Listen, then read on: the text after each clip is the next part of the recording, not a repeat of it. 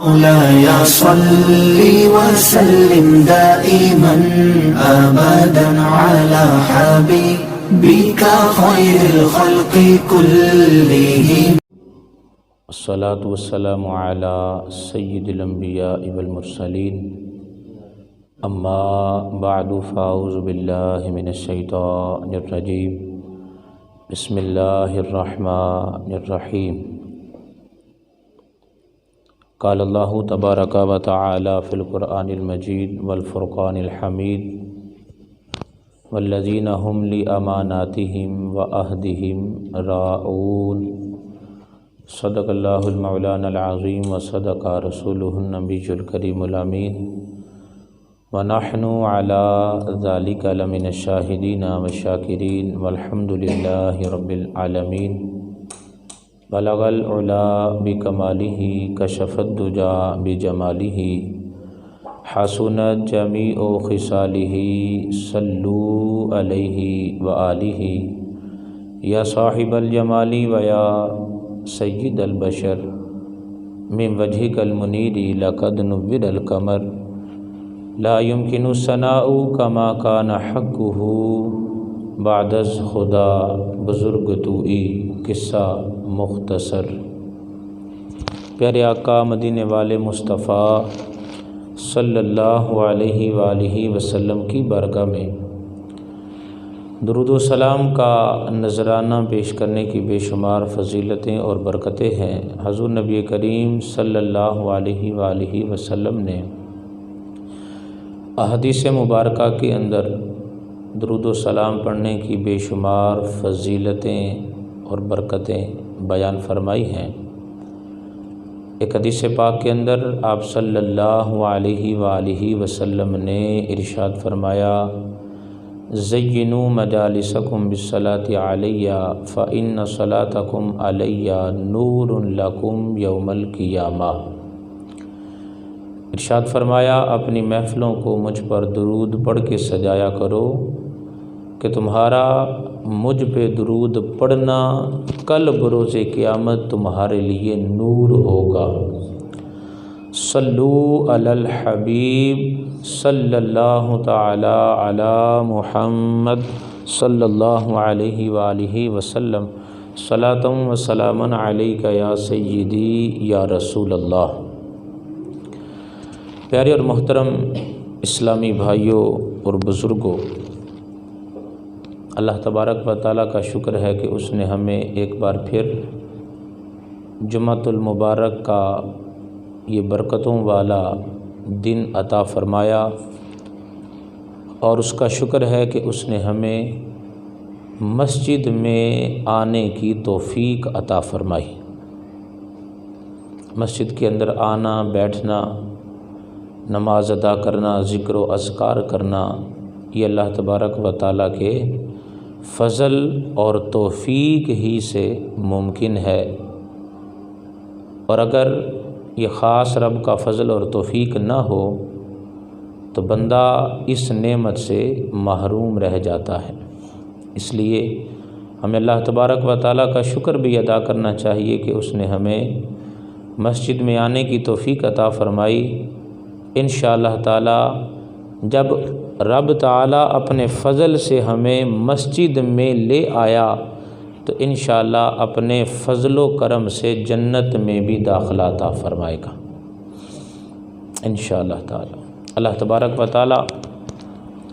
قرآن پاک کے اندر ارشاد فرماتا ہے، والذین هم لاماناتہم وعہدہم راعون. وہ لوگ جو اپنی امانتوں اور وعدوں کی حفاظت کرنے والے ہیں. پچھلے جمعۃ المبارک کو ہم نے امانت کی حفاظت کے حوالے سے چند ایک روایات سنی تھیں. آج ہم اپنے اس موضوع کو مکمل کرتے ہیں. کافی عرصے سے ہمارا مومنین کی صفات کے حوالے سے جمعۃ المبارک کا یہ خطبہ جاری ہے، جس کے اندر ہم نے سنا کہ اللہ تبارک و تعالی مومنین کی کیا صفات بیان فرماتا ہے، اور جو اللہ کے پسندیدہ بندے ہیں ان کے اندر کون کون سی صفات پائی جاتی ہیں. انہی صفات میں سے جو صفت بیان فرمائی کہ مومن اپنی امانتوں کی حفاظت کرتے ہیں اور اپنے وعدوں کی وفاداری کرتے ہوئے انہیں پورا کرتے ہیں۔ وعدہ پورا کرنا یہ مومن کی شان ہے، اور وعدہ خلافی کرنا یہ منافقوں کا طریقہ ہے۔ حضور نبی کریم صلی اللہ علیہ وآلہ وسلم نے منافقوں کی نشانیاں بیان فرمائیں، انہی میں فرمایا اذا وعد اخلف، کہ منافق وہ ہے جب وعدہ کرے تو وعدہ خلافی کرے۔ تو یہ ایمان والوں کا، جو سچے ایمان والے ہیں، یہ ان کا طریقہ نہیں۔ ایمان والوں کا طریقہ یہ ہے کہ جب وہ اپنی زبان سے کوئی بات نکالتے ہیں، وعدہ کرتے ہیں اور پکی بات کرتے ہیں، تو پھر اپنے اس وعدے کو اپنی زبان سے نکالے ہوئے ان الفاظ کو ادھورا نہیں چھوڑتے، بلکہ انہیں عملی جامہ پہناتے ہیں، انہیں پورا کرتے ہیں۔ اور یہی اسلام کا درس ہے، اور یہی مومن کی شان ہے کہ جب کسی سے وعدہ کرے تو پھر اس کو پورا کرے، اسے ادھورا نہ چھوڑے۔ اب یہاں ایک شرعی مسئلہ بھی سماعت فرما لیجئے۔ اگر کسی مسلمان نے کسی سے کوئی وعدہ کیا اور جس وقت وہ وعدہ کر رہا ہے اس وقت اس کی پکی نیت ہے کہ میں نے اسے پورا کرنا ہے، اور کسی قسم کا اس کے دل و دماغ میں کوئی کھوٹ نہیں یا نیت کے اندر خرابی نہیں ہے، اور اس کی پکی نیت ہے کہ میں نے وعدہ پورا کرنا ہے۔ اب وعدہ کر لیا، لیکن وعدہ پورا کرنے سے پہلے کوئی رکاوٹ آ گئی، کوئی آفت آ گئی، یا کوئی پریشانی بن گئی، کوئی عذر ہو گیا جس کی وجہ سے وہ وعدہ پورا نہ کر سکا، تو اب یہاں اسے وعدہ خلافی نہیں کہا جائے گا۔ وعدہ خلافی تو تب تھی جب وعدہ پورا کر سکتا تھا، اسباب موجود تھے، اپنی سستی کی وجہ سے یا جان بوجھ کر اس نے وعدہ پورا نہیں کیا، پھر وعدہ خلافی کہلائے گی۔ تو لہٰذا اگر نیت کرتے ہوئے، وعدہ کرتے ہوئے یہ نیت ہے کہ وعدہ ضرور پورا کروں گا، اب اگر بالفرض کسی وجہ سے رہ جاتا ہے تو اس بندے پر کوئی الزام نہیں ہے۔ اب یہاں مومن کی شان بیان کی گئی کہ مومن وعدہ پورا کرتا ہے۔ اس لحاظ سے ہمیں غور کرنا چاہیے۔ بعض اوقات ایسا ہوتا ہے جب ہم گھر سے باہر جانے لگتے ہیں تو ہمارا چھوٹا بیٹا ہے، چھوٹا بھائی ہے، بچہ ہے، وہ ضد کر لیتا ہے، وہ کہتا ہے کہ میں نے بھی آپ کے ساتھ جانا ہے۔ اس کا جو چچا ہے وہ باہر جانے لگا، وہ ضد کر بیٹھتا ہے، باپ باہر جانے لگا، وہ ضد کر لیتا ہے کہ میں نے بھی آپ کے ساتھ جانا ہے۔ اب باپ اس کو ساتھ لے جانا مناسب نہیں سمجھتا، یا موقع ایسا نہیں کہ وہ اسے ساتھ لے کر جائے۔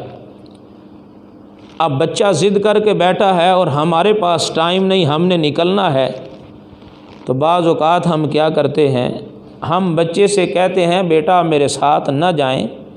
میں آتے ہوئے آپ کے لیے فلاں چیز لے کر آؤں گا۔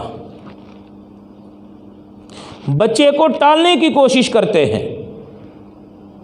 اب یہاں سوال یہ پیدا ہوتا ہے، کیا ہمارا مقصد فقط بچے کو ٹالنا ہے، یا واقعی ہی ہماری نیت ہے کہ میں جو کہہ رہا ہوں میں اسے پورا بھی کروں گا؟ اگر تو فقط یہ نیت ہے کہ بچے سے جان چھڑائیں اور جدھر میں اپنے کام جانا چاہ رہا ہوں ادھر جاؤں، اور بچہ میری یہ بات سن کر چپ ہو جائے گا، میری جو ہے وہ ضد نہیں کرے گا، تو اگر تو صرف یہ مقصد ہے تو پھر یہ بچے کے ساتھ وعدہ خلافی ہے، پھر گویا ہم جھوٹ بول رہے ہیں کہ ایک کام وہ بچے کو کہہ رہے ہیں بیٹا آپ کے لیے لے کر آؤں گا، لیکن نیت نہیں ہے، مقصد ہے کہ بچہ ہمارے ساتھ نہ جائے، ضد نہ کرے۔ اسی طرح ہم اپنے گھر کے اندر غور کریں، ہم بہت سے ایسے الفاظ کہہ دیتے ہیں، جملے کہہ دیتے ہیں،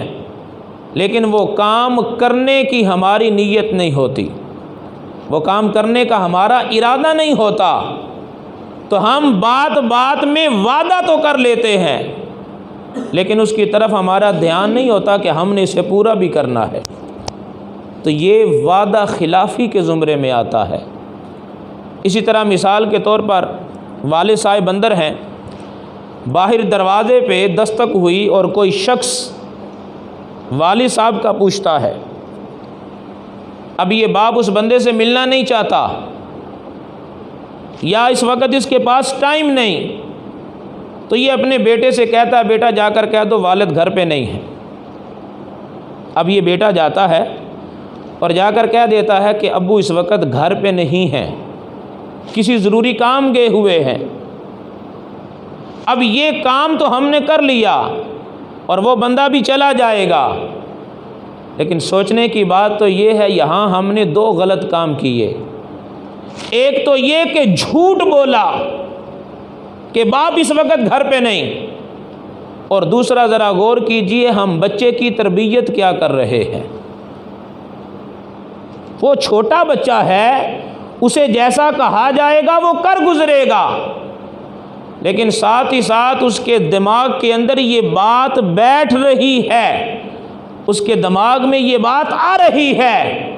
کہ اگر کبھی ایسا موقع آئے تو یوں کہہ کر بھی جان چھڑائی جا سکتی ہے، اور لا شعور میں ہم اس بچے کی غلط تربیت کر رہے ہوتے ہیں۔ تو اس لحاظ سے بھی ہمیں غور کرنا چاہیے کہ اگر ہم نے بچوں کے سامنے کوئی کام کرنا ہے، وہ کام ایسا نہ ہو کہ جس سے بچے پر غلط اثر پڑے گا، بچہ وعدہ خلافی کی طرف جائے گا یا بچہ جھوٹ کی طرف جائے گا۔ ہم نے اسے عادت ڈالنی ہے تو وعدہ پورا کرنے کی عادت ڈالنی ہے، ہم نے اسے عادت ڈالنی ہے تو سچ بولنے کی عادت ڈالنی ہے، ہم نے اسے جھوٹ سے بچانا ہے، وعدہ خلافی سے بچانا ہے، اور ہم نے اس کو یہ ذہن دینا ہے اے بیٹا جو مرضی ہو جائے تم نے کبھی بھی سچ کا دامن نہیں چھوڑنا۔ ہم اپنی اسکول کی کتابوں کے اندر یہ واقعات پڑھتے تھے کہ حضور سیدنا غوث الاعظم رضی اللہ تعالی عنہ آپ بچپن میں سفر کر رہے تھے، ڈاکوؤں نے حملہ کیا تو آپ کی والدہ نے وہ جو 40 دینار آپ کی قمیض کے اندر سیے ہوئے تھے، جب ایک ڈاکو آپ کے پاس آ کر پوچھتا ہے کہ تمہارے پاس کچھ ہے، تو آپ کی والدہ کی تربیت یہ تھی کہ بیٹا سچ بولنا ہے۔ آپ بالکل آرام سکون سے اسے بتا دیتے ہیں کہ میرے پاس 40 دینار ہے۔ یہ والدہ کی تربیت ہے۔ اور پھر وہ کیا ہوتا ہے، وہ ڈاکو جب یہ بات سنتا ہے حیرت ہوتی ہے، اپنے سردار کو بلاتا ہے اور یوں وہ ان کی توبہ کا سبب بن جاتا ہے۔ وہ یہ کہنے پہ مجبور ہو جاتے ہیں کہ جب ایک چھوٹا سا بچہ اپنی ماں کی کہی ہوئی بات کی لاج رکھتا ہے، جب ماں نے یہ کہا تھا کہ سچ بولنا ہے، یہ سچ کا دامن نہیں چھوڑتا، مال جاتا ہے تو جائے لیکن ماں نے جو کہا ہے اسے پورا کرنا ہے، جھوٹ نہیں بولنا، سچ بولنا ہے، وہ سوچنے پہ مجبور ہو جاتا ہے۔ جب ایک ماں کی اتنی عزت کر رہا ہے، اس کی بات کی لاج رکھ رہا ہے، تو میرے خدا نے بھی تو مجھے حکم دیا ہے ڈاکہ نہیں ڈالنا، ظلم نہیں کرنا، چوری نہیں کرنی۔ تو وہ کہنے لگا جب ایک بچہ اپنی ماں کی بات کو اتنی اہمیت دیتا ہے تو مجھے اپنے خدا کی بات کو کتنی اہمیت دینی چاہیے، اور وہ توبہ کر لیتے ہیں۔ یہ ہے جب ہم اپنے بچوں کی تربیت اس انداز میں کریں گے تو پھر وہ بچے وعدہ خلافی سے بھی بچیں گے اور سچ کو ہمیشہ تھام کے رکھیں گے۔ اور پھر ذرا غور کیجئے پیارے محترم اسلامی بھائیوں، حضور نبی کریم علیہ الصلوۃ والسلام نے جو ہمیں سبق دیا، حضرت حذیفہ رضی اللہ تعالیٰ عنہ سرکار علیہ الصلوۃ والسلام کے صحابی، جب آپ نے نیا اسلام قبول کیا نا تو اپنے والد کے ساتھ سرکار علیہ الصلوۃ والسلام کی زیارت کے لیے آئے، اور یہ وہ وقت تھا کہ جب جنگ بدر ہونے والی ہے، ادھر سے کفار اپنا لشکر لے کے نکلے ہیں اور ادھر سے مسلمان تیاریاں کر رہے ہیں۔ حضور نبی کریم علیہ الصلوۃ والسلام کے یہ صحابی، ان کا ارادہ کیا ہے کہ سرکار علیہ السلام کی بارگاہ میں حاضر ہو کر سرکار کی صحبت کی برکتیں بھی اٹھاؤں گا اور سرکار کی زیارت بھی کروں گا۔ جب آپ جا رہے ہیں رستے کے اندر کفار کے لشکر سے آمنا سامنا ہوا، ابو جہل نے آپ کو پکڑ لیا اور پوچھنے لگا کہاں سے آئے اور کدھر جا رہے ہو؟ انہوں نے بتایا کہ ہم حضور نبی کریم علیہ الصلوۃ والسلام کی زیارت کے لیے جا رہے ہیں۔ تو ابو جہل کہنے لگا اگر یہ بات ہے تو پھر تو ہمارے خلاف جا کر تم جنگ بھی لڑو گے، اس لیے میں تمہیں نہیں چھوڑتا۔ جب اس نے یہ بات کی نا تو حضرت حذیفہ رضی اللہ تعالی عنہ نے کہا کہ ہم وعدہ کرتے ہیں ہم جنگ میں شامل نہیں ہوں گے، ہم وعدہ کرتے ہیں ہم جنگ میں شامل نہیں ہوں گے، ہمارا مقصد صرف سرکار کی زیارت ہے، ہم جنگ کے اندر شامل نہیں ہوں گے۔ اس نے تلوار آپ کی گردن پہ رکھی ہے، آپ نے جب یہ وعدہ کیا نا تو اس نے کہا چلو ٹھیک ہے جاؤ، یہ وعدہ ہو گیا۔ اب حضرت حذیفہ رضی اللہ تعالیٰ عنہ سرکار علیہ السلام کی بارگاہ میں حاضر ہوئے، برکتیں حاصل کی، فیض حاصل کیا، اور ادھر مسلمان جنگ کے لیے نکل رہے ہیں۔ جب مسلمانوں کو دیکھا جنگ کی تیاریاں ہیں تو عرض کی حضور ہم بھی لشکر میں شامل ہونا چاہتے ہیں، اور اس سے پہلے آپ نے واقعہ سنا دیا، ہم یوں آ رہے تھے، ابو جہل نے پکڑ لیا اور ہم نے یہ کہا کہ ہم جنگ کے اندر شامل نہیں ہوں گے، لیکن اب حضرت حذیفہ کیا کہتے ہیں یا رسول اللہ وہ تو جان بچانے کے لیے کہا تھا، اس نے تلوار ہماری گردن پہ رکھی ہوئی تھی، اس لیے ہم نے یہ کہہ دیا ہم جنگ میں شامل نہیں ہوں گے، لیکن یا رسول اللہ ہماری خواہش یہ ہے، ہماری تمنا یہ ہے ہم بھی مسلمانوں کے لشکر میں شامل ہو جائیں، جہاد کریں، رب ہمیں جہاد کا ثواب عطا کرے۔ مگر مصطفیٰ کریم علیہ السلام آپ ارشاد فرماتے ہیں اے حذیفہ تو ان سے وعدہ کر کے آیا ہے جنگ میں شامل نہیں ہونا، اس لیے میں تمہیں اجازت نہیں دیتا جنگ میں شامل ہونے کی۔ ذرا غور کیجئے، مسلمانوں کا پہلا معرکہ ہے، 313 کی تعداد ہے، لشکر کی تعداد بھی کم ہے، ہتھیار بھی کم ہیں، اور صحابی کہتے ہیں حضور میں نے جہاد کرنا ہے، مگر مصطفیٰ کریم صلی اللہ علیہ وآلہ وسلم فرماتے ہیں نہیں، تم نے ان سے وعدہ کیا ہے، تم میرے غلام ہو، میرے نوکر ہو، میرا کلمہ بڑا ہے، تو ہم 313 ہی ان کے لیے کافی ہیں، تم میری زیارت کے لیے آئے ہو، بس اسی سے برکتیں حاصل کرو، تم جہاد میں شامل نہیں ہو سکتے۔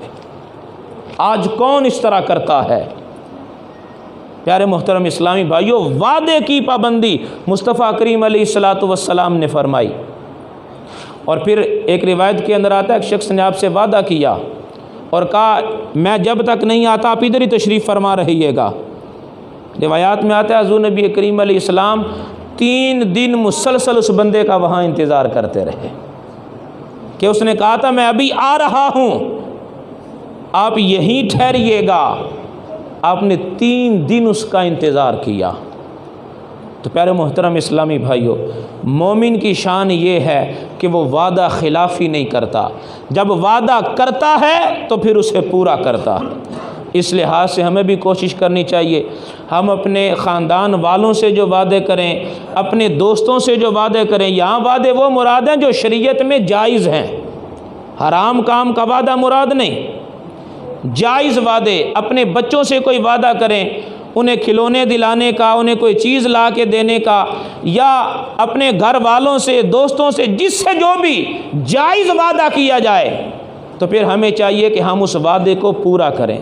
جب یہ طریقہ انشاءاللہ ہمارا ہوگا تو پھر اللہ تعالیٰ فرماتا ہے مومن وہ ہے جو وعدوں کو پورا کرنے والا ہے، اور جو یہ کام کرتا ہے رب اسے دنیا میں بھی کامیابی دیتا ہے، آخرت میں بھی کامیابی دیتا ہے۔ اللہ تعالیٰ ہمیں بھی وعدوں کی پابندی کرنے کی توفیق عطا فرمائے، سچ بولنے کی توفیق عطا فرمائے، آمین بجاہ النبی الامین صلی اللہ علیہ وآلہ وسلم۔ سنت عطا فرمائے۔